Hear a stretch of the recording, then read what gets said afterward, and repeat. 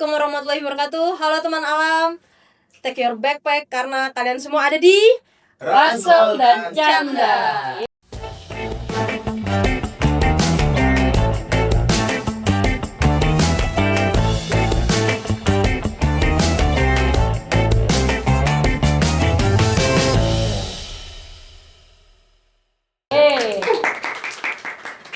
Perkenalkan, nama saya Nabila dari alumni Palasi. Teman saya Nama saya Iki dari alumni Matupala. Dan saya Daus dari alumni Hipmu Pala. Hari ini kita kedatangan bintang tamu nih guys, dari pembina Dewan Pengarah FASTA, Mbak Vita. Halo teman alam. Nah Mbak, aku mau ngulik-ngulik sedikit nih. Bahkan FASTA ini itu kegiatannya udah pasti kegiatan alam. Pertama kali Mbak itu suka sama dunia pendakian atau alam itu kapan sih Mbak? SD. SD itu tahun 80-an. 80-an. Belum pada lahir pasti. Itu belum kenal tuh. Itu masnya juga Belum ada rencana malah ya. Iya. Masih cita-cita. Jadi 80 itu kebetulan diajak sama abangku tuh udah main jalan-jalan di gunung lah gitu ya. Jadi diajak terus ikutan itu naik Gunung Gede. Oh, pertama Gunung Gede. Gunung Gede. Karena Gunung Gede itu adalah gunung latihan yang paling dekat sama Jakarta. Iya, betul. Betul kan? Jadi orang-orang Jakarta pasti larinya Gunung Gede dulu, Ya. baru nyoba yang lain Ya. gitu. Nah di Gunung Gede itu pas pada saat naik, pokoknya cuma diajak mau ikut nggak naik gunung ya ayo gitu, karena gue seneng jalan-jalan, seneng nggak? Karena dulu itu ikutan pramuka, jadi kayaknya merasa punya basic pencinta alam gitu kan. Gitu. Sama alam tuh ya saling berdampingan. Udah sangat. betul. Justru kan pencinta alam belajarnya dari kepramukaan dulu. Iya, Betul. Ya SD tuh ya. SD tuh. Nah terus diajak, dan aku tuh dulunya seneng banget sama yang namanya nyari jalan rahasia. Shortcut. Bukan shortcut, Bukan. tapi lebih ke nerabas kayak gini. Kalau jalan lewat sini tembusnya kemana nih, Oh. gitu. Jalan Iya, lewat iya, sini iya. tembusnya kemana nih, gitu. Kebetulan kan tinggal di Jakarta banyak jalan gang gitu kan. Oh ini tembusnya ke jalan raya Iya, iya. sini. Jadi Deketnya lewat mana gitu? deketnya lewat mana gitu. Nah itu seneng banget tuh jalan-jalan kayak gitu. Terus pas diajak naik gunung kan belum pernah. Jadi terus itu oh ya udah oke. Selama perjalanan sih banyak ngomelnya lah ya sebenarnya. Kok kayaknya nggak nyampe-nyampe. Ini kita mau kemana sih gitu. Lalu sempat nginepnya tuh masih di kita ngecampnya di Kandang Batu. Kalau di Gunung Gede lewat tuh. Cibodas berarti. Lewat Cibodas. Dulu Putri belum Oh, ada. belum Masih lewat Cibodas. Jadi dari Kandang Batu, setelah Kandang Batu kan baru Kandang Badak tuh Iya, tempat betul. campnya. Kita di Kandang Batu karena di situ deket air panas tuh loh. Ya. Nggak Iya, terlalu iya. jauh sama air gitu. Dulu mah masih bagus Gunung Gede. Nggak pesing kayak sekarang. Sekarang udah kayak Aduh, sedih sedih lah kalau pokoknya. Menguatkan Dan dulu sekali. tuh bener-bener yang namanya waktu SD sih aku nggak tahu ya, kalau jam makan kita makan gitu ya. Cuman sih intinya ketika kita sampai di puncak Gunung Gede itu rasa capeknya tuh hilang. Bener-bener yang tadinya ngomel-ngomel itu tuh gue bener-bener namanya menikmati proses jalan rame-rame gitu ya. Itu buat aku sih menyenangkan. Nah terus itu pertama kali, terus udah mulai suka. Nah terus masuk SMP udah lepas tuh dari ke gunung-gunungan itu, nggak dikenalin lah gitu ya, nggak dipertemukan. SMA ketemu lagi dengan klub pencinta alam gitu ya. Terus mulai juga abangku waktu itu udah kuliah, jadi pengalaman gunungnya lebih banyak gitu kan. Terus sering diajak jalan, apalagi kalau di gereja suka kompang camping lah kita dulu. Kalau sekarang istilahnya camcer lah ya gitu. Iya, anaknya masih sekarang. Tuh kita di pinggir sungai dulu, pokoknya semua tempat-tempat itu masih bagus lah, nggak kayak sekarang. Jadi di proses itu mulai ayo kita kemana lagi, baru pulang tuh udah yang besok kita mau kemana lagi nih gitu. Karena Nagih, pasti nagih. nagih. Karena pasti waktunya cuma weekend. Karena hari-hari biasanya sekolah Iya. kan. Iya, Gitu. betul. Dulu sekolah kan sampai hari Sabtu. Oh iya benar. Kita udah Gitu. udah Aku libur ya. ngerasain Udah libur SD. ya. Aku Walaupun ngerasain SD masih sampai hari Sabtu. Libur. Oh, kita udah nggak ngerasain tuh. Iya. Sama sekali ya udah nggak Nggak ngerasain ngerasain. tuh. Sabtu tuh ya, Jumat tuh hari Itu terakhir sekolah ya. banget. Kita tuh dulu hari Sabtu, terus hari Sabtu sorenya itu ada ekskul pramuka gitu kan ya, Ah, iya, SMP iya. itu, terus dari itu minggunya doang kosong. Hmm. Tuh, jadi biasanya Sabtunya malam tuh pergi, Hmm. tapi pasti Jawa Barat lah yang paling dekat sama Jakarta yang Iya. diambil gitu ya, ke Cinumpang, ke mana lagi ya, pokoknya rata-rata antara puncak tuh enggak, kita justru mainnya arah Sukabumi. Oh iya, Sukabumi. Gitu. Oh, masih asri banget. Itu lebih banyak tempat-tempat yang bisa buat dijelajahi. PJ banget loh. Ke Baduy Betul. gitu, pokoknya kayak gitu-gitulah. Yang cuma trek-trek pendek tapi menyenangkan gitu karena rame-rame. Itu awal-awal yang mulai bener-bener jatuh cinta ya SMA lah. Udah mulai jalan ke Jawa Tengah, mulai jalan ke mana lagi ya, Rinjani gitu.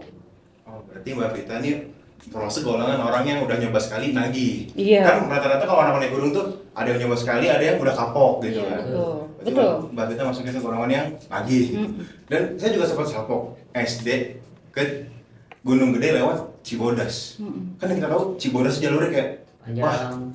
panjang kan, nyiksa batu semua. Saya pun jujur ya, pas pertama naik itu lewat Cibodas, pas SMA itu udah kayak, wah ini jalur beneran kayak gini nih. Untuk anak SMA ya, berarti kalau Mbak Vita SD berarti, wah udah SMA-nya berarti tahun berapa? 2000-an kan? 2000. Udah ada tangga-tangga, dulu nggak ada. Oh berarti masih, Kita masih udah batu-batu kita. kita udah batu Udah batu-batu. Oh. Iya, batu-batu sih iya ya, gitu. Tapi kita tuh nggak ada yang tangga Oh. udah jadi Oh, itu. iya. Semua Jalur masih jadi. tanah lah gitu lah, semua masih Oh, tanah. belum jalur tersusun kan berarti ya. Jalur yang pokoknya udah mulai dipasangin tangga-tangga terus yang kayak ada jembatannya gitu tuh, itu nggak ada. Dulu kita masih di bawahnya jalannya itu. Kan kalau sekarang ada kayak jembatannya terus ada bambu-bambu Iya. di bawahnya. Kita di bambu-bambunya di bawah. Oh, berarti rawa tuh, lewat rawa. Iya. Oh. Jadi pernah setelah sekian lama naik lagi ke Gede itu tuh aku udah yang gini. Kayaknya dulu jalannya nggak gini deh. Kok nih kayaknya udah di semen gitu kan ya, terus batunya tuh diatur bener Iya. gitu ya, gitu. Tangga-tangganya itu kan sakit tuh tangga-tangga itu. Dulu enggak cuy, beneran sampai Ciberem itu paling enak lah. Sampai persimpangan sih, Bang. sepi dulu ya Mbak? Masih sepi banget atau? Iya, karena yang naik gunung zaman dulu itu adalah orang-orang yang memang sudah dibekali sama klubnya. Gitu. Kalau sekarang kan pendaki-pendaki FOMO ya, Oh, maksudnya. beda. Maksudnya udah ada pendidikannya gitu ya, Udah Mbak? ada pendidikannya. Kalau nggak punya pendidikan kepencinta alaman Iya, tuh jarang mereka mau naik gunung. Nggak punya Jadi kalaupun aku ikut itu aku didampingin sama orang-orang yang memang sudah Ahlinya, tahu, ya. udah dan sudah well educated lah sama dunia pendakian. Nah, itu yang membedakan sama pendakian sekarang. Kalau pendaki sekarang tuh cuma modal template capcut langsung naik. Capcut Ya, apa? Fashion. Kayak dia tuh mereka tuh Edit. cuma model fashion sama template jedak jeduk Mbak. Jadi Model mereka- konten. itu Bawa naik konten, doang, bawa konten. doang, tanpa Iya. memikirkan keselamatan. Betul, dan nggak cuman itu ya, dengan di perjalanan yang aku sangat terganggu di perjalanan ada musik-musik kencang, terus iya. setiap pendaki yang lewat ada kelentung-kelentung sampai gue bilang ini ada sapi yang Oh iya, pengen itu ya. pakai mereka kan pakai ranselnya ada keluntungan sapinya gitu, apalagi kan mereka suka lari tuh ya. Iya. Itu mengganggu sekali karena dulu itu gunung itu emang benar-benar tempat kita keluar dari kota. Dari kebisingan. Yang kita cari sepi, Ketenangan. yang kita cari suara burung, Betul. yang kita cari bunyinya Jangkrik. pohon lagi Iya, gitu iya. tuh cantik gitu loh. Sekarang Nggak bisa. gue sih miris sih ya sebenarnya. Bu jangan kayak gitu loh, pokoknya jangan pada kayak gitu deh. Apalagi kalau di Surya Kencana tuh kalau udah malam, itu bener-bener Wah, bintangan. bukan Oh, orangnya. orangnya teriak-teriakan, musik di mana-mana. Kayak kita tuh ke gunung tuh udah nggak ada rasa tenang lagi. Iya. kayak lo pindahin kota ke alam. Ah, itu. Terus tenda lo penuh dengan lampu-lampu kayak Pantura gitu. Iya, bener lagi. Itu mengganggu banget nggak sih? Terus kan lampunya kedip-kedip. Alasannya adalah biar kalau ada yang datangnya kemalaman ketahuan tendanya. Kalau 200 tenda modelnya kayak gitu nyarinya gimana juga. Bingung juga ya, Bingung juga gimana ya. tuh. Iya. Dan rata-rata apa namanya? Lampu, suara itu dijadiin patokan posisi. Padahal kalau zaman dulu ketika kita mau naik gunung ya, kita tahu posisi itu cuma dari koordinat. Kita bawa peta kompas setiap, cuman pertanyaannya lo masih bawa nggak peta kompas? Kalau sekarang peta kompas nggak dipakai, lo masih bawa Garmin nggak, bawa GPS nggak, untuk tahu di mana teman lo berada? Kan nggak punya kemampuan itu, bukan nggak punya kemampuan, yang nggak mau pakai. Karena begitu ramainya pendaki-pendaki di jalan, di trek itu kebanyakan antar juga ketemu, sehingga banyak pendaki-pendaki yang sendirian, nggak sama temen gitu ya, nggak ada badinya, ikutan naik, ngikutin orang. Yang ada banyak kecelakaan cuman gara-gara dia nggak ada yang nemenin. Kita nggak ada, karena merasa bukan teman kita, ternyata dia nggak punya minum, ternyata dia nggak punya perbekalan yang cukup, akhirnya dia celaka sendiri. Kenapa? Karena dia naik sendirian. Itu juga nggak dibolehin tuh. Kita tuh kalau dulu teorinya setiap lo mau pergi berpetualang tuh minimal 3 orang. Kenapa 3 orang, ada yang tahu? Saling backup. Yang pertama, kalau terjadi sesuatu di salah satu, yang satu nemenin, yang satu nyari pertolongan. Iya. Jadi yang bermasalah itu nggak sendirian, karena ketika sendirian pikirannya bisa macam-macam. Terus bisa mencari selamat sendiri sehingga dia bisa keluar dari jalur yang temennya tahu gitu. Itu yang terjadi, yang sering belum lama juga terjadi kan, karena dia sakit, dia ditinggal karena temennya mau minta bantuan. Nah, si temen yang minta bantuan kan juga belum tentu selamat turun gitu. Pasti ada sesuatu, apalagi panik gitu. Nah, sementara yang ditinggal, dia lagi kesakitan, dia mencari tempat berlindung, nggak bisa ngabarin temennya ada di mana. Kan gunung kita sinyal susah banget. Bukan Iya susah, kan? emang nggak ada sih, Mbak. Ada beberapa gunung yang sinyalnya masih ada gitu, tergantung si tower itu ada di mana nih titiknya gitu. Yang muncul dikit-dikit lah. Ada lah pasti. Kalau kayak di Merabu kan ada titik-titik yang di sini ada sinyal, tapi lu jalan sedikit udah nggak ada, udah nggak dapet gitu. Nah, yang kayak begitunya kan susah.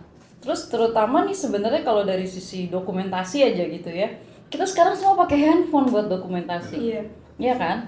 Dan handphone itu nyala terus buat foto. Sebenarnya itu kan lo mengurangi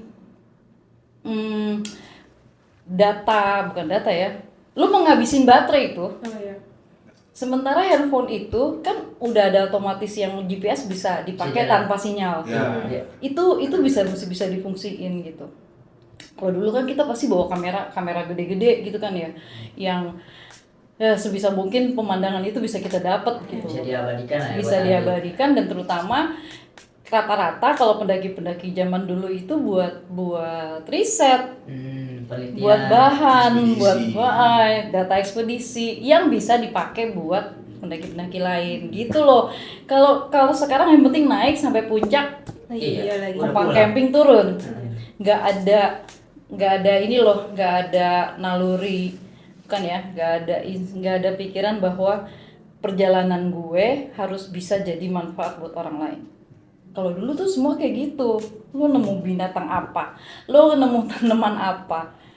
Kalau sekarang kan anak-anak sekarang semua tinggal Google, oh di Gunung Gede ada tanaman ini, ada binatang ini gitu. Tapi kan seneng kalau lo bisa nemuin sendiri, oh ini ya tanamannya yang bisa dimakan, oh inilah. Kan walaupun, let's say gini deh, teman-teman ini kan sispala semua, pasti tahu makanan yang bisa daun pohon yang bisa dimakan dan tidak boleh dimakan, jenis-jenis jamur yang bisa dimakan tidak, semua itu ada di Gunung Gede. Macamnya, variasinya gitu ya, jenis-jenisnya itu ada di Gunung Gede. Dan sebenarnya kalau naik Gunung Gede kan di Taman Nasional tuh dulu biasanya pakai ada dimasukin ke ruangan auditorium itu, kan ada tuh penjelasan, ada binatang ini, burung ini gitu. Pernah nggak lo bener-bener pengen tahu Udah nggak sih burungnya? Paling yang lo denger cuma tongeret kan? Iya, kalau malam tuh udah malam dikit tongeret bunyi tuh. Sore. Sore ya. Nah, sore tuh udah mulai rame tuh. Ah, Gitu. kreng, kreng. Tapi perhatiin nggak sebenarnya tanaman-tanaman itu bener-bener bisa dimakan apa enggak? Hmm. Ketemu nggak jamur-jamur itu? Lo bener-bener mesti observe apa yang lo temuin di Betul. perjalanan, walaupun cuma gunung gede, gitu ya. Kadang-kadang aku cuma ngeliat ya, mereka bener-bener cuma jalan. Tujuannya hanya puncak. Hanya puncak. Betul. Karena zaman kalau di kita dulu, di orang-orang tua yang sekarang lah ya, Iya. puncak itu bonus. Betul, betul. Kalau lo bisa sampai puncak syukur, enggak ya nggak apa-apa. Yang penting adalah Perjalanannya. proses perjalanannya, apa yang lo temui kan nggak harus binatang dan tanaman. Lo bertemu orang lain, Ah, gitu ya. Lo bertemu orang lain, berinteraksi. Dulu tuh kayaknya pulang dari setiap turun dari gunung, pasti kita akan ketemu sahabat baru. betul. Betul. Bisa ada pergi sendiri pulang rame-rame. Rame-rame teman. gitu ya. Terus jadi berteman, terus bikin trip berikutnya Benar, gitu. benar, benar. Sekarang kan nggak terlalu kayak gitu. Iya. Sendiri-sendiri udah. Iya benar. Yang dipikirin ya teman-teman sekitarnya aja gitu. Karena ketika lo bertemu dengan teman-teman yang cuma sekelompok, lo bareng jalan dari awal sampai pulang, lo cuma mikirin mereka. Sehingga muncullah grup-grup yang rame banget sendirian, berisik, teriak-teriak, marah-marah, apalah gitu ya. Sementara kita nggak mikirin bahwa ada pendaki lain yang punya goals yang beda, bahwa dia butuh tenang, dia naik gunung buat hibernasi gitu. Ketemu teman-teman pendaki, temen di jalan yang rusuh-rusuh kayak gitu kan hilang. Iya, iya. Dia nggak dapet goalsnya dia untuk nyepi gitu di gunung. Dulu kita bilangnya kalau mau naik gunung lagi nyepi. Sehingga kita ada waktu, aku sendiri sih waktu itu ada waktu di mana setiap ulang tahun gue pasti naik gunung, entah kemana gitu. Tujuannya itu evaluasi diri gitu ya. Merenungkan, ya. Nah, jadi apa sih yang salah, apa sih yang diri gue belum lakuin, ya evaluasi diri lah gitu ya. Nah, tapi sekarang nggak bisa kayak gitu karena ramenya pendaki ya. Dan musik dan keluntungan itu sangat mengganggu. Ganggu banget. Jadi gue kalau di jalan itu suka sering sekali menegur anak-anak yang dia bawa speaker aktif gitu ya, atau handphonenya tuh suaranya kencang. Gue bilang kalau lo mau dengerin itu pakai earphone aja, pakai headset aja. Dengerin sendiri, nikmatin sendiri karena nggak semua orang di perjalanan ini bisa menerima musik yang lo suka. Betul. Gitu, dan kita tuh butuh tenang, mendingan kita ngobrol sama sesama pendaki di jalan. Kadang-kadang kan ngobrol itu ngurangin capek. Benar, betul. Nggak Iya berasa kan? tiba-tiba sampai mana, Iya. terus berapa. Ya. Kalau dulu gue gitu, sekarang enggak. Karena mau ngobrol itu ngabisin napas. Kalau sekarang gue mendingan kalau mau jalan udah jalan, jangan ganggu gue ya, gue lagi mau fokus jalan gitu. Fokus ke tujuannya udah. jalan. Iya. Kalau gue sekarang ini sekarang gue umurnya udah 5 tahun ini gue 56 tahun. Tapi kalau di jalan itu yang penting adalah buat gue sekarang, gue nggak mau nyusahin orang. Orang-orang yang pergi sama gue pasti udah tahu bahwa gue udah berumur gitu kan. Tapi masih mau naik gunung. Kalau dulu masih bawa ransel sendiri, gue pakai porter pribadi. Gitu. Pokoknya yang penting gue masih bisa jalan semampu gue istirahat gitu ya. Yang penting gue masih mau bergerak itu gitu ya, masih mau mendaki. Nah di situ tuh gue fokus sebisa mungkin gue jalan, sebisa mungkin gue nggak jatuh, sebisa mungkin gue nggak nyusahin orang lain karena mereka mesti nemenin gue jalan gitu. Yang kayak gitu tuh jadi lebih penting buat orang-orang tua yang sekarang kan banyak banget ya orang-orang tua mendaki lagi gitu-gitu tuh banyak. Nah hal-hal kayak gitu yang kadang-kadang menjadi lebih kuat di pikiran orang-orang di usia gue bahwa kita nggak boleh nyusahin orang lain gitu. Itu sih sebenarnya. Itu berkembangnya jadi jauh ya pertanyaannya dia. Kapan lo mulai suka? Justru itu. Tapi dapat banget gitu. Harus apa ya? Harus ada ilmunya yang penting. Harus ada ilmunya. Ini basicnya lah ya. Apa menghargai sesama pendaki itu jadi pelajaran juga tuh buat teman-teman alam Betul. nanti kalau ngedaki ingat adabnya. Yang lain harus ikut seneng juga kalau mau ngedaki Iya. gitu. Biar gak biarkan keganggu. betul, biarkan orang lain juga menikmati alam yang dia lewati. Iya. Iya teman-teman udah dengar kan, jadi kalau mau mendaki itu jangan apa ya, kepentingan pribadi kita doang gitu, kita pikirin juga pendaki-pendaki lain, karena mereka ke gunung itu tuh buat dari ketenangan. Kalau kita ikut berisik di gunung ya kesian mereka aja loh, ya kan? Setuju. Sama hewannya juga sih biasanya ya. Keganggu juga biasanya tuh. Itu dia. Tapi di Gunung Gede udah pada pergi semua hewannya karena udah terlalu rame Iya sih. bolak-baliknya Manusia. dan berisik. Berisik banget. Dia malas juga, rusuh nih gitu. Ya, naik ke atas lagi. Hewan-hewan udah pada mager jadinya. Iya. Kebanyakan orang ya benar. Iya, bener. Orang sama sampah makanan. Itu dia. Aduh. Gue kalau ngeliat Surken, ngomongin sampah nih. udah. Seharusnya enak dilihat ya kan, tapi ketika banyak sampah di hutan tuh aduh gimana ya rasanya. Jangan. Kayak apa yang Gunung Jakarta Bantar sampah. Gebang. Ah itu. Belum apa? Bantar Gebang. Oh, gunung sampah. Gunung sampah. Terus kayak jalan dikit sampah, jalan dikit lagi sampah. Oh ini Kenapa ya? sekarang gue ganti bertanya ya. Kenapa anak-anak sekarang itu seneng banget sama madu itu? Oh, madu rasa. Yang saset, Oh, madu sasetan rasa, itu iya, karena iya. sampahnya Hmm. tuh banyak banget. Sama coki-coki. Ah. Iya, itu kayak makanan. Jadi setiap Itu kayak sekarang sampah nih. wajib yang ada di semua gunung di Bener, Indonesia. Pasti ada ya. Pasti ada. Madu rasa sama Coki-coki. itu dia. Walaupun dipakai buat nambahin energi bukan berarti lo harus makan itu sepanjang lo jalan. Benar-benar. Iya kan? Iya. Lo kan selalu setiap naik gunung lo kan pasti ada rehatnya kan? Ada. Iya. Ada waktu lo mau istirahat, berhenti di situlah lo minum, di situlah lo makan gitu. Kalau ini sepanjang jalan di mulutnya itu kalau nggak coki-coki, madu rasa, merokok. Nah, Waduh. itu rokok tuh kalau ngerokok sambil jalan sih itu yang benar-benar ngerasain sih, Mbak. Iya, bener Itu. lagi. Iya, mengganggu Apalagi- banget. Apalagi kita Banget. orang yang nggak ngerokok tuh merasa tuh terganggu banget. Kalau- Asapnya, kadang abunya kan kena mata. Iya. Tuh. Gua ngerokok ya, tapi gua aja terganggu ketika lo di jalan ngerokok. Nah, Iya. Itu karena ya itu benar-benar mengganggu. Jadi gue kalau lagi naik gunung, terutama Gunung Gede karena banyak banget pendaki-pendaki pemula yang nggak well educated menurut aku. Jadi sering kalau misalnya mereka ngerokok sambil jalan itu gue tegur, gue stop.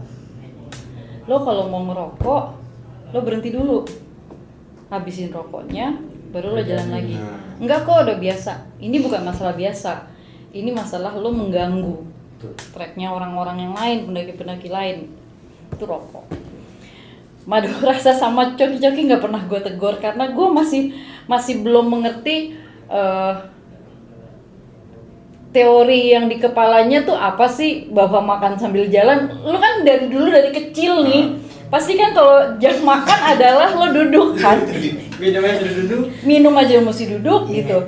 Jadi lu belajar dari mana sih kalau lo makan sambil jalan gitu kan? Jadi aku pikirnya ini ngasih belajarnya mesti dari mereka SD lagi gitu atau mereka TK lagi gitu ya, bahwa setiap lo makan lo sedang mengkonsumsi apa lo mesti berhenti. Itu basic banget, tapi itu dilakukan, makan sambil jalan itu dilakukan, dan akhirnya sampahnya kan tanpa sadar nih udah capek. Sebenarnya ngebuang sampah yang kayak begitu tuh seringkali mungkin karena tanpa dia sadari dia udah lelah. Taruh aja. Mending taro, abis lempar. Bisa jadi kebiasaan juga Mbak kalau itu mah. bisa jadi. Biasanya orang-orang yang sadar sama sampah itu yang emang pencinta alam, Ngantongin ya sih. bukan penikmat alam, itu pasti Tapi bukannya mereka atas nama pencinta alam orang-orang itu. Pencinta alam mana? Oknum. Oknum. Oke, gue percaya itu oknum. Ternyata banyak sekali oknumnya ya. Oke, apa lagi? Itu sih keluhan gue aja antara si dua produk itu. Nah, lebih soal rokok itu ya, kan kalau misalnya Mbak Vita yang negor itu mereka pasti ya agak apa ya, menghargai ya. Tapi kalau misalnya generasi kita yang negor nih nggak senang, bener gak sih? Orang-orang gitu tuh kalau kita yang negor tuh nggak senang. Itunya malah lu ngajarin gue gitu. Iya, itu Ya sih kan? kadang. Makanya kita kalau mau negor tuh kadang daripada gue nyari ribut jalan aja lah gitu. Jangan aja kita dah. Akhirnya mencoba memaklumi. Gitu juga. Tapi sebenarnya ada cara negur yang nggak bikin orang tersinggung kan. Misalnya, ya dengan bahasa kalian lah, cuy rokoknya cuy, nggak enak nih gue lagi ngap. Nah benar-benar. Gitu. Bahwa kita nih keganggu bukan cuma karena asapnya, tapi juga karena kita lelah. Betul. Kita lagi ngos-ngosan nih, ngos-ngosan lo butuh oksigen lebih banyak nih gitu. Masuk rokok. Terus tambah ngap gitu. Cuy rokoknya cuy, ntar aja cuy, ntar kita berhenti cuy gitu. Itu bisa. Maksudnya dari bahasa lo aja, nggak harus yang jangan ngerokok dong, berantem. Benar. Cara negornya aja sih, lebih cara negornya Iya kan. benar. Kalau sekarang nih Mbak, bukan cowok doang yang sering naik gunung, tapi cewek juga sering naik gunung. Itu menurut Mbak Vita sendiri, kalau cewek naik gunung tuh gimana sih Mbak? Penglihatannya Mbak? Keren. Ya karena sekarang banyak yang naik gunung tuh cewek gitu. Iya. Gue berapa kali ya bawa anak sekolah gitu ya naik gunung, dan rata-rata tuh cewek-ceweknya jauh lebih kuat dibanding cowok-cowoknya. Iya lagi. Cewek-ceweknya tuh nggak semanja cowok-cowoknya gitu. Cowok-cowok bisa yang jalannya cepet tapi cepet juga istirahatnya, terus berhentinya lama gitu kan. Sementara cewek-cewek ini lebih steady jalannya. Kalau ini aku ya, observasi aku. Ada saat menurut gue tuh ada masalah psikologinya tuh. Perempuan kalau udah dia mengambil jalur sebagai pencinta alam, pasti dia adalah orang-orang yang gengsinya gede, orang-orang yang tekadnya kuat, orang-orang yang yang kalau menurut gue pingin dilihat keren. Tuh. Nah di situ tuh yang aku ngelihatnya itu yang membuat orang perempuan yang naik gunung itu buat aku keren, karena aku juga ngerasa kayak gitu. Gua tuh waktu bisa naik ke puncaknya mana lah, gunung mana, Semeru aja misalnya, aku merasa jagoan banget coy, merasa kayak keren banget nih gue gitu. Semeru memang keren sih kalau udah nyampe puncak. Pasti. Tapi lo naik Semeru, udah pernah ke Semeru? Jujur Sayangnya belum. Karena nanti Udah keburu harus tutup ya. udah keburu tutup ya, nggak dibuka-buka sampai sekarang. Jadi Semeru itu kalau lo bicara treknya, gue selalu bilang sama tamu-tamu gue, kalau lo udah pernah naik Gunung Gede, Semeru itu mudah. Trek Gunung Gede mau dari Cibodas, mau dari Gunung Putri, tetap aja treknya lebih mudah ke Semeru. Semeru itu yang berat kalau menurut aku pas summitnya, karena dia pasir kan, gitu. Jadi yang namanya 1 kali langkah 3 kali merosot, 3 kali merosot. Paling beratnya tuh di situ. Tapi treknya itu jauh lebih enak, lebih terbuka dibanding Gunung Gede. Gitu. Gunung Gede itu kan jalur yang kita lewatin, lo mau dari Putri mau dari Cibodas gitu ya, jalur yang kita lewatin jalur air. Iya betul. Gitu. Jadi kalau hujan ya udah, Iya. lo akan Wah, itu berat berat itu. lah, apalagi Putri ya. Mental benar-benar di Iya, Gunung Gede itu bener-bener gunung latihan menurut aku. Jadi kalau udah pernah ke Gunung Gede, ya Semeru oke lah. Dari bawah Yang bedanya adalah di view. Semeru itu view-nya kalau bahasa sekarang apa? Amazing gitu ya. Wow gitu. Kalau Gunung Gede kan lo bagus cuman pas di Surken. Puncaknya juga nggak bagus-bagus Puncaknya cuma amat. kelihatan kawah doang. Betul. Trek ke puncaknya juga begitu doang, Iya, semak-semak gitu kan ya gitu. Tapi treknya ke Semeru lo cantik kan, kebuka gitu. Lo bayangnya gini deh, ini Surken, ini puncak. Gitu. Oh setelah kali mati gitu ya. Ada lagi nih masalah untuk pendaki wanita biasanya Mbak. Itu adalah izin dari orang tua. Nah, itu gimana tuh Mbak pendapatnya Mbak? Gue kalau izin berat ini berat. Karena Mbak Vita tadi kan perempuan ya kan. Karena sebenarnya aku juga dulu Gua begitu. perempuan plus gitu kan. Beda. Soalnya waktu gue lagi rajin-rajinnya naik gunung tuh orang tua gue udah angkat tangan juga kali gitu ya, maksudnya udah yang serade lo mau kemana gitu. Cuman memang di awal-awal itu karena abangku itu mendukung, abangku itu anak pertama, cowok satu-satunya, jadi gue selalu menjadikan dia alasan. Dia boleh pergi, atau kalau misalnya gue lagi nggak boleh pergi, gue pasti nelfon dia nih karena dia kuliahnya di Bandung. Terus kan pasti bilang, Mas teleponin mami dong, bilangin aku boleh naik gunung gitu. Bilang aja ntar ada tempat kamu lah yang nemenin aku gitu-gitu awal-awalnya. Ya sebenarnya memang jadi susah karena kita selalu harus butuh orang yang harus selalu menampilkan orang yang bisa dipercaya sama orang tua. Jadi waktu minta izin aku ngajak seniorku, izinin dong. Nanti seniorku yang menjelaskan bahwa persiapannya gini, bahwa akan ditemenin, bahwa nggak mungkin ditinggal gitu ya, bahwa si Vita ini udah diajarin ini, Persiapannya matang lah gitu ya. Ya, tapi pas lagi kuliah udah nggak pakai izin, lebih ke informasi. Mi aku besok mau kesini, Mi aku besok mau kesini gitu. Tapi karena di awal-awalnya itu selalu ngajak senior atau pendamping gitu ya, bahwa dia akan nemenin. Jadi orang tuanya jadi percaya. Jadi percaya bahwa dia nggak sendiri, bahwa ini pendakiannya benar-benar dengan persiapan yang baik kok gitu. Dan sebenarnya yang membedakan gini ya, kalau sekarang jadi susah menurut gue wajar ketika orang tua susah gitu ya. Kalau dulu itu senior kita atau yang nemenin kita di pendakian itu emang orang-orang yang udah teredukasi, orang-orang yang paham. Yang tadi aku bilang, kalau zaman dulu naik gunung itu lo harus punya bekal keilmuannya gitu. Kalau sekarang kan enggak, lo nggak pernah naik gunung tiba-tiba kita naik sini yuk, buat apa? Buat foto itu. Nah, buat konten. Nah, yang kayak gitu-gitu mungkin membuat orang tua jadi susah, apalagi dengan banyaknya pendaki-pendaki hilang. Itulah jadi orang tua Sakit, tipu. Jadi orang tua juga ngasih izin juga ragu-ragu kalau udah banyak berita yang beredar di medsos kan, apalagi pendaki hilang kan. Iya. Terutama pendaki hilang sih sering banget ya jadi bahan pertimbangan orang tua juga. Iya. Gak usah gitu ya. Jadi banyak sekali temenku yang anaknya mau naik gunung. Dia nelfon, Fit, anak gue mau naik gunung ini tanggal sekian sampai tanggal sekian, dia ikut open trip. Terus oke, nama open tripnya apa? Pasti gue nanya gitu. Terus gue ngumpulin teman-teman di gunung itulah yang kita kenal gitu ya. Ini ada grup ini, terus ada pendakinya namanya ini, bisa tolong dipantau nggak?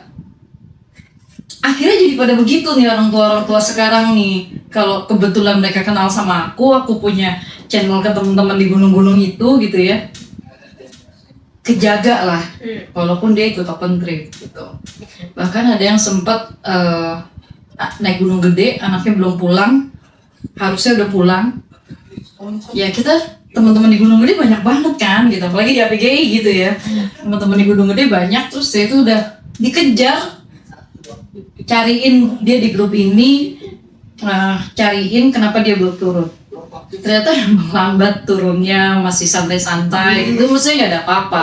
Jadi ketika disampaikan di radio, gue kabarin ke orang tuanya, aman kok, udah ketemu anaknya, masih di track gitu-gitulah. Tapi orang tua ini kan melihat, oh ada si Vita nih, dia udah tahu lokasinya gitu. Itu kekhawatirannya orang-orang tua, apalagi sekarang berita yang banyak yang sakit atau hilang itu anak-anaknya ikut open trip kan.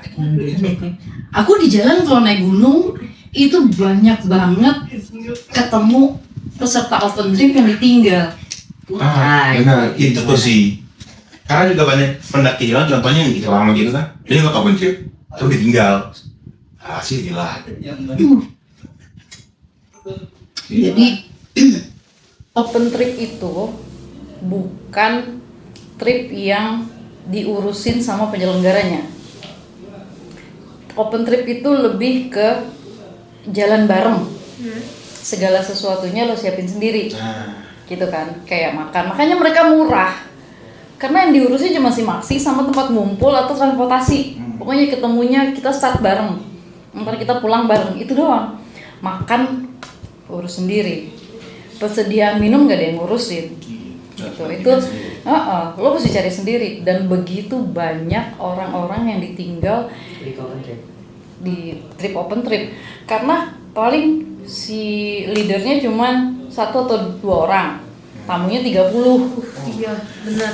Itu Jumlahnya puluhan loh open trip Itu gak make itu. sense sama yang harus dibawa. itu dia. Iya, karena yang penting adalah transportasinya diurusin. Iya sih. Datang udah tinggal jalan karena si maksi udah diurusin. Urusin. Yang mereka bayar cuman itu, sama si jasa si yang bikin open trip. Belum tentu ada guide-nya juga. Yang buka open trip tuh rata-rata kalau ngobrol-ngobrol gitu ya. Lu udah berapa kali naik Semeru? Ya baru 2 kali. Baru 2 kali lu udah bisa Langsung berani bikin. buka open trip. Baru sekali udah merasa bisa bawa orang gitu. Itu yang buat gue nggak well educated gitu ya, nggak teredukasi orang yang bawanya ini, bahwa kalau lo mau bawa orang lo mesti bertanggung jawab sama orang-orang itu. Lo mesti pasang badan kalau terjadi apa-apa gitu. Ini kan enggak. Gue pernah naik Lau apa Merbabu ya, lupa gue. Jadi di jalan itu ada 2 perempuan, kakinya cantengan, terus dan dia duduk di batu. Terus gue tanya, ini perjalanan turun nih. Gue tanya kenapa nggak jalan? Istirahatnya udah lama nih, gue bilang gitu. Kayaknya airku habis kak. Terus gue langsung, aduh, air itu hal yang paling penting ketika lo trekking. Nyawa. Lo bisa nggak makan tapi air lo ada. Lo bisa menahan lapar, ketika lo minum seteguk aja lapar lo hilang kok, gitu. Botol gue tinggal setengah juga coy, karena itu udah perjalanan turun kan. Tinggal setengah, terus akhirnya gue mesti berbagi sama 2 perempuan ini. Gue lagi berdua sama temen gue perjalanan turun itu, dan itu yang gue lakukan selama perjalanan turun adalah gue ngumpulin sendal-sendal jepit yang dibuang-buang sepanjang jalur turun itu. Jadi yang cantengan dan sendal jepit yang gue kumpulin itu ada kali 4-5 pasang, nggak pasang sih, karena ada yang kirinya doang atau beda-beda gitu. Jadi itu habis di perjalanan karena buat ngakalin yang pada cantengan. Lo tau gak kenapa pada cantengan? Kalau lo mau naik gunung di Indonesia, ukuran sepatu lo harus lebih dari sepatu biasa. Minimal 1 cm apa? 1 sampai 1,5 cm. Karena pada saat turunan itu kan semua begini kaki lo. Kalau gini ya, ini ada teorinya sendiri kalau untuk sepatu sih sebenarnya. Kalau sepatu itu kenapa dia harus lebih panjang? Kalau misalnya ini kan kakinya diikat tali nih, ada tali sepatu kan, jadi ketahan di sini. Ketika lo turunan, lo nggak akan sampai mentok ke ujung sepatu. Itu yang membuat lo cantengan kalau sepatu lo pas. Jadi nahan badan, beban kan semua di kaki kalau turunan.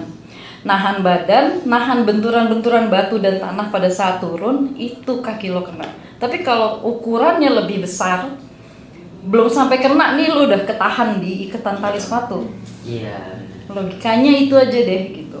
Nah makanya kita sangat sering untuk ngasih informasi tentang sepatu yang dipakai, tas yang dipakai gitu. Nah terus dari situ mereka cantengan, akhirnya gue pakein sendal karena lo pakai sepatu lo nggak akan bisa jalan. Akhirnya gue pakein sendal, gak apa-apa deh kaki lo kotor, tapi lo nggak ngerasain sakit karena kalau udah ketahan sepatu cantengan, ya elah baru bergerak begini ya udah cenut gitu kan. Tuh kalau jatang tuh udah sakit banget sih. Sakit, bener. Makanya dipakailah begitu. Hanya ini untuk pendaki-pendaki baru ya, apalagi yang ke open trip. Nah, kalian juga harus sadar diri juga ya sama diri sendiri. Yang sebenarnya nyusahin orang kalau mau ikut open trip, dia butuh alat-alat yang memadai, fisik yang kuat gitu. Latihan fisik penting banget ya sih buat pendakian. Penting. Oke. Tuh, kalau bicara teman-teman yang pemula naik gunung, tolong bekali diri, cari informasi bagaimana mendaki yang benar, yang sesuai gitu. Carilah informasi itu. Jadi kalau lo nggak ikut klub atau lo nggak ikut ya pencinta alam apa gitu ya, lo mesti membekali diri kita kan dengan sangat mudahnya dapat informasi itu di Google Iya, sekarang benar. gitu. Jadi bekali diri dulu. Lo nggak akan bisa naik dengan enak, nggak akan bisa menikmati perjalanannya kalau lo sendiri nggak punya bekal itu, nggak punya ilmunya walaupun sedikit, minimal lo harus dapat hal-hal yang melindungi diri lo selama perjalanan itu sih. Nah, Ngomong-ngomong pendakian kan, sekarang kan lagi marah banget ya fenomena trail run. Trail run. TikTok lagi ya kan. orang naik tok ke gunung pakai outfitnya trail run. Nah, itu. Keren kali itu. Menurut Mbak Fira gimana sih? Kalau orang yang trail run ini, apalagi sekarang Nah, terakhir ini TikTok ada lain. pendaki yang meninggal ya. Pendaki trail run meninggal. Oh iya, lagi ikut run apa gitu ya? Iya. Bromo ya? Dia di Bukit Mongkrang ya kalau nggak salah. Oh itu dia Oh, sendiri. enggak ya, dia berdua sama Berdua. temennya itu ya. Oke, yang di Mungkrang itu, ya, oke. Kalau bicara pendaki trail run, gue nggak ikut di mazhab itu, karena buat gue lo nggak bisa menikmati pendakiannya. Gimana mau Iya, naik gunung? Balik lagi ke proses Betul. perjalanannya tuh. Tuh, jadi sebenarnya itu jadi kayak pendakian buat tren aja gitu Iya. ya. Tapi kan kita sering lah ngelihat orang-orang yang lagi naik gunung, kita lagi naik gunung terus ada trail runner lagi bolak-balik gitu ya. Mirisnya tuh gini loh, oke, lo ngelihatnya bahwa itu pendaki tektok lah kita Iya, bilangnya iya, ya. iya. Tapi kan tektok nggak harus lari gitu ya. Betul. Dan terus kebanyakan outfit mereka bagus-bagus cuy. Outfit mereka bener gitu ya. Cuman itu outfit yang dikenalkan oleh pendaki trail run yang awal-awal, yang basicnya memang pelari gitu ya. Terus karena di luar negeri udah banyak tuh pendaki-pendaki Gimana, trail Pak? run sehingga peralatannya kayak gitu. Orang-orang yang berhasil di trail run memang rata-ratanya basicnya emang udah pelari. Benar. Jadi mereka badannya sudah terbiasa dengan itu. Kalau sekarang udah kita tektok, kita trail run, bawaannya cuma tas yang itu ya, hydropack, Lima liter. air secukupnya. Betul. Iya 5 liter kalau diisi semua cuy. Iya benar juga. Karena itu berat terus mereka kurangin isinya, ya kan? Iya. Terus nggak membekali diri dengan raincoat, jas hujan atau jas hujan ya atau apa jaket, Jaket. windbreaker gitu. iya. Windbreaker. Mereka benar-benar cuma pakai celana pendek, pakai kaos sama tas itu udah berasa keren. Iya kalau lo benar-benar memang sudah terbiasa lari. Karena gini deh, lo ikut maraton, pasti kan ada persiapan Betul. yang lo lakukan untuk lo bisa ikut, itu kan endurance ya. Iya. Lo bisa tetap dengan stamina perjalanan panjang. Trail run itu lari tapi medannya lebih berat karena nanjak, jalanannya jelek, itu medannya. Tapi kalau lo udah punya badan lo sudah memang terbentuk untuk lari, itu nggak susah. Tapi yang sekarang kan enggak. Jadi kadang-kadang udah bajunya seksi-seksi gitu ya. Kalau cowok-cowok oke deh. Kalau cewek itu kadang-kadang terus mereka ditolongin orang. Betul. Gue kadang-kadang kalau ngeliat mereka, lu ngapain sih ke gunung ini, lu nyusahin aja gitu. Karena kalau lo naik mobil pas tanjakan, Iya. mana yang diduluin? Mobil yang arah turun apa yang nanjak dulu? Turun nggak sih? Arah turun. Nanjak dong. Nanjak Nanjak berhenti kan kan? Kalau nanjak punya tingkat kesulitan mengendarainya itu lebih iya. lebih susah sehingga dia harus selalu diduluin. Iya. Kalau turunan kan lo tanpa gas aja sebenarnya bisa Turun. Iya. turun. Ini enggak kan? Anak-anak yang katanya quote to quote itu adalah trail runner, Iya. mereka rusuh kan turunnya. Betul. Begini. Sehingga kita yang lagi nanjak ini jadi mesti berhenti. Iya, iya. Kita kalau pendaki itu ketika kita berhenti di saat kita belum mau berhenti, itu ngerusak pace kita. Iya. Ya kan? Bentuk kita jadi rusak tuh. Jadi rusak, pace kita juga jadi rusak. Kayak gini lah misalnya, lo lagi enak-enaknya kan panas tubuh itu kan mempengaruhi ya. Napas lo udah mulai bener, selangkah lo udah mulai bener, tiba-tiba berhenti karena lo mesti ngantri, gitu kan? Karena kita nanjak nih. Tapi kan nanjak itu ketika lo merasa udah terlalu lelah, napas lo udah ngos-ngosan, lo berhenti anytime. Karena lo harus ngatur napas lo. Oh iya kan? Ya bayangin deh lo kalau lagi trekking pas turun gunung, napas lo ringan-ringan aja kan? Kan itu memudahkan mereka sebenarnya, bagi mereka lari gitu. Nah itu nggak ada saling menghormatinya lah kalau menurut gua. Dan menurut gue sih trail runner itu jadi yang mesti mereka juga harus diedukasi. Yang harus mengedukasi ya para trail runner di awal-awal yang membuka itu gitu.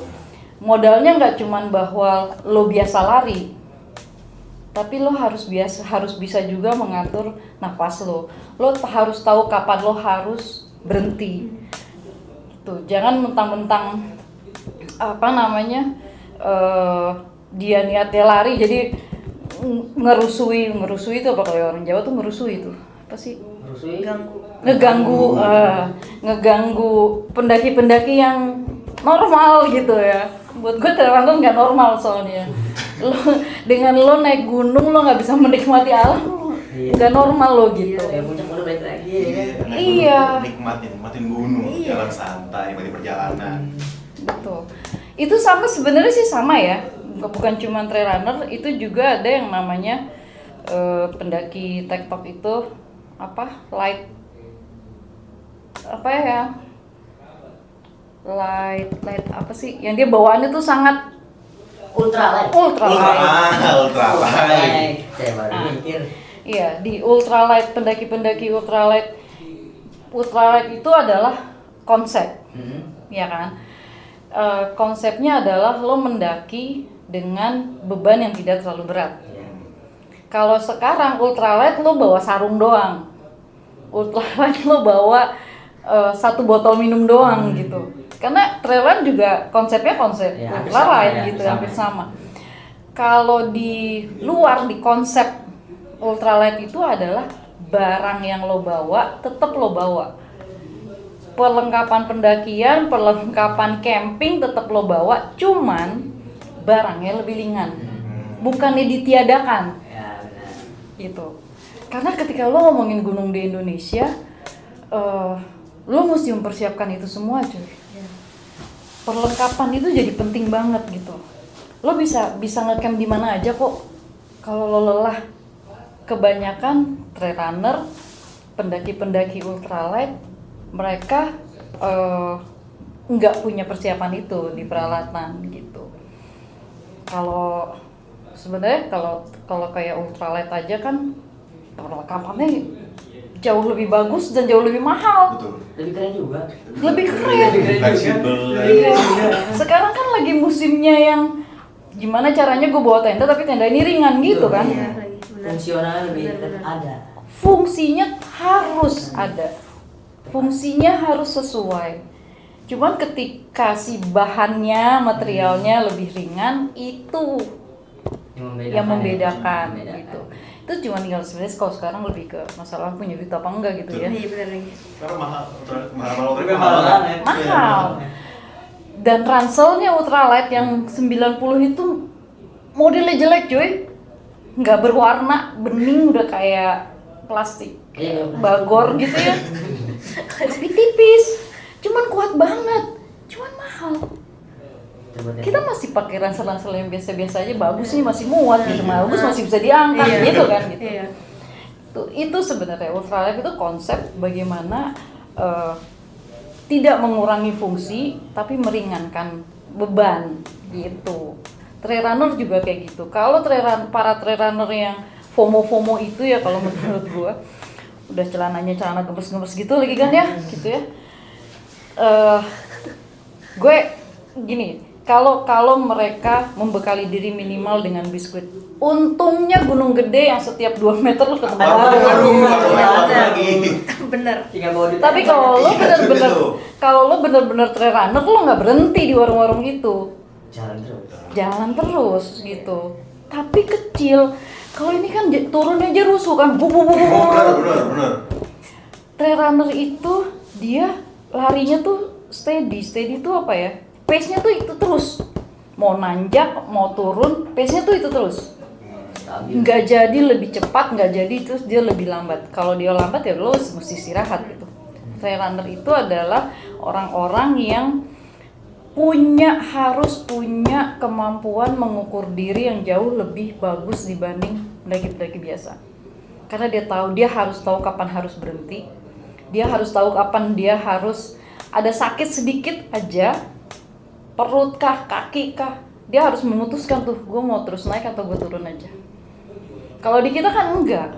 Kalau kita di pendaki trekking nih ya, udah mulai capek nih. Wah nih gue mulai mau siap-siap kram nih, kayaknya udah kerasa-kerasa nih kram nih gitu. Lo berhenti. Lo nggak punya target. Target lo adalah sampai base camp, mau di surken jam 9 juga. Jam 9 lah gitu. Mereka kan enggak, mereka ngejar terang. Jalan. Mereka udah kemalaman, mati gaya. Iya. Orang-orang trail runner itu yang kita temuin di jalan itu jarang banget yang pikir bahwa mereka mesti bawa headlamp. Karena dia pikir tuh bakal terang aja. Terakhir gue Gunung Gede kemarin, tahun lalu lah November itu. Kita ngebantuin orang-orang trail runner turun karena nggak ada yang bawa 7-8 orang kali. Tapi mereka kemalaman di jalan karena mereka nggak turun lari, ya namanya. Para eventnya nggak ada nyampein peralatan apa gitu harus dibawa. Enggak. Rata-rata mereka bukan ikut trip atau apa. Mandiri. Mandiri. Jadi satu kelompok temen-temen gitu tuh. Ngajak Ngajak Terus itu dari aja. cairannya, dari eventnya Nggak ada sendiri. eventnya. Oh, Beda maksudnya lagi. dari mandirinya Iya, gitu. dari mandiri kan karena mungkin mereka nggak teredukasi bahwa headlamp itu peralatan Penting. basic. Iya. Lo apa hutannya Indonesia itu kan rapet ya. Siang pun kalau emang ternyata lo ketutup banget sama pohon, lo pakai itu headlamp gitu. Paling kalau udah turun ke Jadi kita ngebantuin mereka, nerangin buat mereka jalan. sampai base camp tuh. Sampai base camp orang udah gelap. Ini kali ini barangkali ada yang nonton itu yang orang-orang tadi ya. Lama tahu headlamp gitu. Paling penting headlamp dipakai ya. Basic. Pakai Basic. otaknya dipakai gitu maksudnya. Kita naik gunung loh. Kita nggak tahu kita bakal sampai terang atau gelap. Iya. Itu udah paling basic headlamp sih. Iya. Jadi ya apalagi kalau udah hujan aja kan udah pasti langsung gelap tuh. Nah, itu. Iya kan? Bener. Nah, terus udah nih. Dan gini loh, kita kalau naik gunung belum sampai di tujuan kita, kalau istirahat jangan lama-lama kecuali makan siang. Nah, Itu kan mereka model, gue terlalu sering ketemu yang itu naiknya buru-buru, kalau bisa lari-lari gitu ya dengan tas yang gede-gede, tapi baru 5 menit berhentinya 15 menit gitu.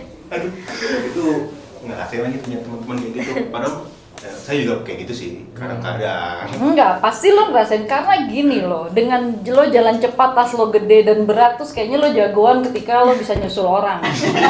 Tapi lo naik 5-10 menit, lo istirahatnya setengah jam. Itu dia. Dan gue di sepanjang jalan, mungkin orang temen-temen aku yang nge-backup aku dengan ransel aku itu, mungkin mereka udah kesel juga karena setiap ada yang masalah pasti gue datengin. Lo kenapa? Jadi kita tuh bisa sampai surken itu bisa sampai sore, sampai malam gitu ya. Karena di sepanjang jalan tuh ada yang mau hipotermi, ada yang kemasukan, ada yang kram, ada yang baru naik sepatunya udah jebol. Jadi ransel gue itu isinya tuh alat Prepare. Survival kit. gue beda tipis sama ya MacGyver lah kalau lo tahu gitu. Sepatunya jebol, pas pakein lakban tuh. Sayangnya nggak sampai sempet ngejahit sepatu. Jadi kamu tahu sepatu itu. Iya. Terus belum yang masuk angin, dibawa sama om-omnya lah gitu ya, pade-padenya gitu. Tapi ternyata anak ini masuk angin gitu. Belum yang kalau kemasukan.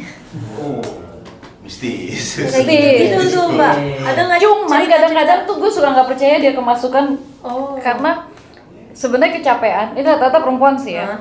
Sebenarnya kecapean, terus Halusinasi. gengsi kalau bilang gue capek, gitu ya. Mendingan ya gue belaga pingsan aja lah, biar istirahatnya agak lama. Oh. Karena ada bedanya orang kemasukan sama emang dia capek aja nih gitu. Pas Kelihatan kalau tuh udah bedanya. terbiasa lo tau lah bedanya gitu. Tapi kebanyakan yang gue itu bukan masalah kemasukannya. Dia bisa kemasukan kalau dia akan terus-terus berlaku seperti itu gitu. Tapi yang biasanya tuh emang capek tapi nggak mau ngomong. Dan kebanyakan alasannya males makan. Jadi pada saat makan siang dia makannya sedikit atau dia yang milih untuk nggak makan. Ketika di jalan dia udah mulai lapar tapi nggak ada yang berhenti untuk istirahat. Jadi dia memilih untuk tidak makan. Rata-rata Seperti itu. isinya itu. Pasti pertanyaan gue pertama kalau udah ketemu yang kayak gitu, tadi makan siang nggak? Terakhir makan jam berapa? Karena itu mempengaruhi. Lo naik gunung energi lo tuh habis. Energi lo tuh dapetnya dari mana sih? Dari asupan makan lo kan, gitu. Lo mau 10 coki-coki tidak akan membuat lo kenyang. 10 coki-coki tidak akan membuat lo memiliki energi lebih gitu. Gue aja sampai sekarang masih bawa 1 kaleng isinya gula Jawa. Oh. Tapi bukan- iya benar. Tapi bukan Gula untuk Jawa benar. bukan untuk lo makan setiap saat. Itu gue pakai biasanya kalau misalnya ini udah mulai gelap tapi gue belum sampai ke base campnya gitulah. Itu gue pakai karena gue butuh tambahan energi Sumpah, itu. ya. Gitu. Dan bawalah permen tapi permen yang padat kayak Fox.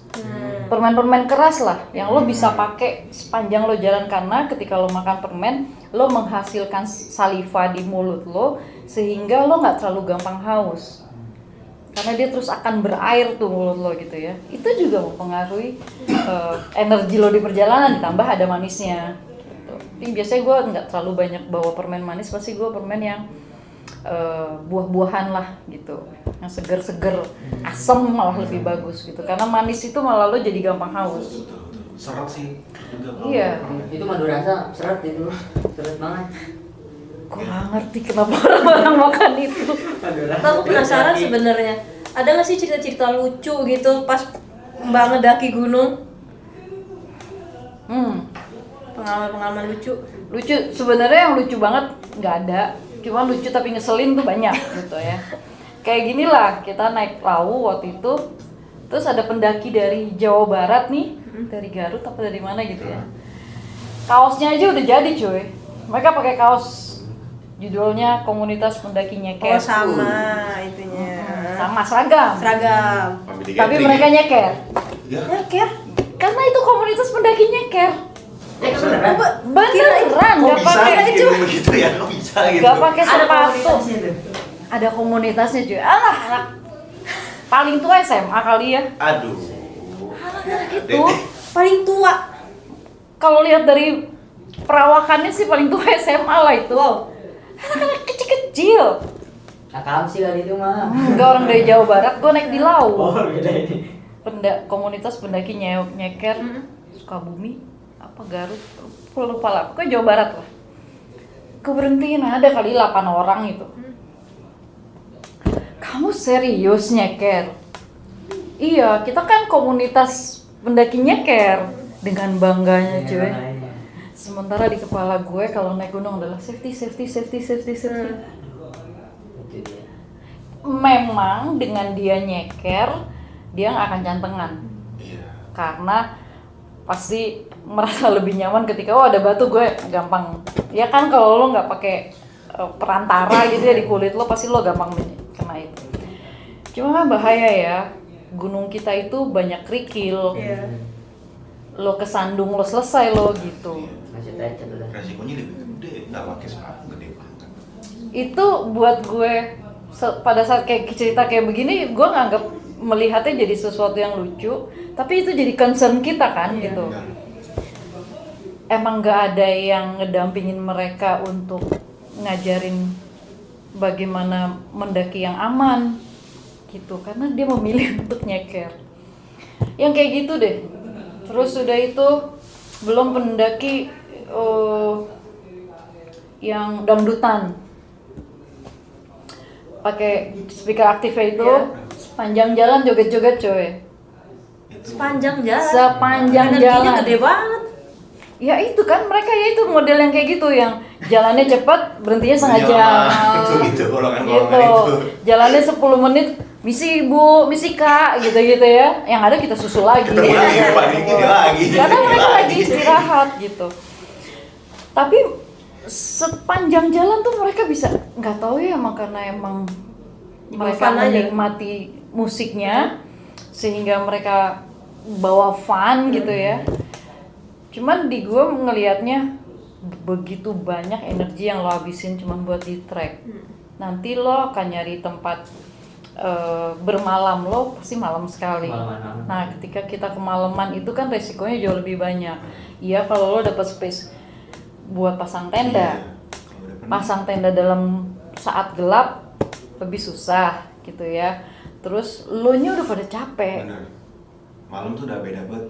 Udah. Karena setiap gunung kita itu dingin, Tuh, Iya. dingin. ya kan? Terus kalau lo nggak mempersiapkan resiko-resiko, lo nggak ngebayangin bahwa akan ada ketemu resiko-resiko itu, lo nyusahin diri sendiri, lo nyusahin kelompok lo. Oh, yang lucu juga nih tapi ngeselin, mereka di Semeru nih, mereka malam baru datang, terus udah itu kan Semeru di Ranukumbolo itu padat merayap lah, udah kayak lagi liburan lebaran. Malam lah ya, besar malam. Terus udah itu satu kelompok ini udah datang, kan kebetulan mereka ada 2 tenda setelah aku lah gitu, mereka dapat tempatnya. Tapi ya ngegeser-geser pasak orang lah gitu. Terus itu mereka datang, satu tenda udah datang, terus tiba-tiba nggak lama datang ke tendaku. Datang ke tenda-tenda lain lah, punya nasi nggak? Terus gue tanya, kalian nggak bawa kompor? Kalian nggak punya makanan gitu-gitu kan? Kita ngelihatnya yang merasa senior lah ya gue, walaupun belum setua ini waktu itu. Jadi gue kan kasihan ya, sampai lo nggak dapat makan. Terus gue tanya kenapa? Ya kita bawa, tapi di tim yang satunya. Oh. Jadi, yang satu ini bawa bahan baku, kompor dan lain-lain ada di tim yang satunya. Satunya bawa musik doang. Satunya Iya, yang satunya cuma bawa bahannya doang. Oh, Ya beras bawa, makanan lain bawa, tapi nggak punya nasi, nggak bisa dimasak. Iya. Akhirnya mereka minta-minta ke tenda. Terus gue bilang, oh ya udah gue ada roti, gue bilang gitu. Karena kita lagi nggak, udah malam, udah waktunya istirahat, kita besok mau summit gitu kan ya. Mikirnya gitu. Terus udah kita kasih roti-rotian itu, mereka ada bertujuh, jadi kelompok yang lain grupnya dia tuh dibagi 2, tuh 5 orang gitu. Yang ini cowok semua, itu ada ceweknya gitulah. Nah kompor itu dibawa di kelompok yang ada ceweknya. Nah yang kayak gitu kan berarti lo nggak memanage perbekalan gitu. Kocak menurut gua. Kok bisa ya gitu ya, kayak lo mau camping tapi lo nggak ada yang bawa korek api gitu. Jadi yang bagian itunya buat gue kocak tapi ngeselin. Iya. Karena mereka nggak teredukasi bahwa perbekalan itu mesti diatur. Lo mungkin udah bawa yang bener, perbekalan lo mungkin cukup, tapi ketika lo membagi tim, lo mesti membagi tuh perbekalan itu. Jangan kompor dibawa semua ke satu tim yang beda sama kelompok lo. Tetap semuanya harus dibagi 2. biar sama rata ya. Biar sama rata. Sementara kelompok ini gak bisa ngopi di jalan kan, orang bahan bakunya di kelompok yang di depan, Betul. mereka istirahat juga nggak bisa ngapa-ngapain, nggak ada bahannya buat itu. Cuman bawa peralatannya doang. Kan dua-duanya jadi susah. Rencana gitu ya.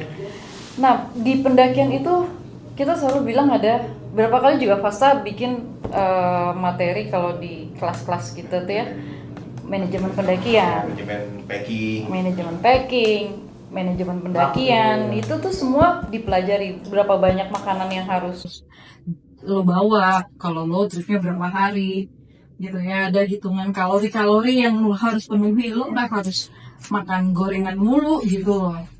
Karena bukan cuma batuk ya, makan gorengan di selama pendakian kalau terlalu sering lo punya kesulitan BAB. gitu. Jadi juga dikit. harus kira lo naik gunung itu modalnya fisik, bener-bener fisik. Lo harus kenal bener sama fisik lo. Kalau lo model yang perut burungnya siap habis makan mesti dikeluarin lagi gitu ya, iya lo mesti kenalin kondisi itu. Berapa banyak tempat nih yang harus gue stop kalau gue makan. Tapi kan harus ada asupan selama jalan. Yang kayak gitu-gitu loh sebenarnya. Dengan adanya podcast kayak gini sebenarnya kita banyak bisa ngasih tips and trick lah buat di perjalanan. Ilmu lagi. Catat ya teman-teman, catat. Kayak gini deh, ketika lo istirahat makan siang itu kan pasti lo akan lama berhentinya. Istirahatnya bisa lebih 1 jam lah. Yang itu paling minim lah. Udah paling enggak lo itu gede banget 1 jam lama lo. Kok beda sih? Gitu kan. 1 jam paling lama. Paling lama. Karena makan siang kan biasanya kalau perjalanan 2 hari 1 malam itu makan siang udah bawa dari pagi. Oh iya, udah Ya, kita harus kita harus masak. Tinggal makan. Nah, di saat lo makan siang, lo habis jalan nih panjang, terus lo ketemu makan siang, lo istirahat. Yang sering terjadi bisa mengakibatkan hipotermi itu karena badan lo lagi panas, berkeringat, suhu badan lo tinggi, lo tiba-tiba istirahat lama. Lo mau bergerak lagi udah males. Karena badan lo udah dingin lagi. Gimana ngakalinnya supaya lo nggak dingin? Yang mesti ini bener-bener yang gue sering ingetin tamu-tamu gue atau teman-teman pendaki gue gitu ya. Ketika kita berniat untuk istirahat, yang pertama lo harus keluarkan dari ransel lo adalah jaket. Bukan raincoat ya. Kan kita ada raincoat, ada jaket windbreaker lah gitu ya. Karena dengan lo pakai windbreaker itu, lo pakai jaket itu, lo mengurangi cepatnya turunnya suhu badan lo. Ketika berhenti, ketika lo istirahat. Cuman ini yang males dilakukan orang-orang. Ketika udah duduk, brek. Udah mager. Lo mau ini dong, teh manis dong. Bos ya, coba aja. Kalau ngeliat ada yang lagi aktif atau masih kuat gitu kan. Cuy, teh manis cuy. Iya, langsung aja kalau bisa nggak dibuka tuh. Udah nyender, udah Kita temennya bilang, tolong bang ambil. betul. Untung ada temen-temennya yang mau deh, lo pernah dibacain. Tapi lo yang lo harus lakukan adalah lo buka ransel lo, pakai jaket lo, sehingga lo bisa mengatur suhu badan lo. Ketika lo mulai lagi, lo nggak mulai dari dinginnya 0 gitu. Nah badan kita dari panas, jalan itu kan suhu badan kita sih naik. Itu kita mesti berhenti, istirahat cukup lama. Ya badan lo pasti berubahnya cepet. Makanya lindungi dengan jaket, sehingga ketika lo mulai lo nggak dari 0 tapi dari setengahnya suhu badan lo di awal. Ketika mau jalan lagi buka jaket lo nggak terlalu kedinginan. Itu juga sering bikin orang hipotermi, dingin, udah keringet dingin lah, baju udah sampai basah keringetan gitu ya, lo nggak cover. Nah itu jangan jaket dipakai buat trekking. Iya, Banyak orang dari bawah udah pakai jaket. Ini orang saling pakai jaket nih. Itu saling tahu kedinginannya. Banyak kan brokor. Iya. apa itu dokter? Yang jaket tuh sampai sini bang. Oh iya. Terus doang kak. Itu yang sudah Kelas. kalau nanti ninja gunung gitu. Tapi emang kayaknya kita mesti lebih sering podcast kecil gini ya. Tapi hal-hal yang applicable, yang bisa dilakukan tanpa lo harus punya alat mahal, yang bisa dilakukan tanpa lo harus didampingi orang-orang yang senior banget gitu. Kalau lo nggak pengen pakai guide, lakukan, lo kerjain, lo siapin hal-hal yang memang basic niat pendakian. Gampang nyarinya, googling. Iya.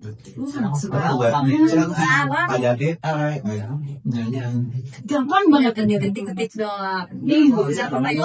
only one touch away kan. Jangan. Iya. Kilometer.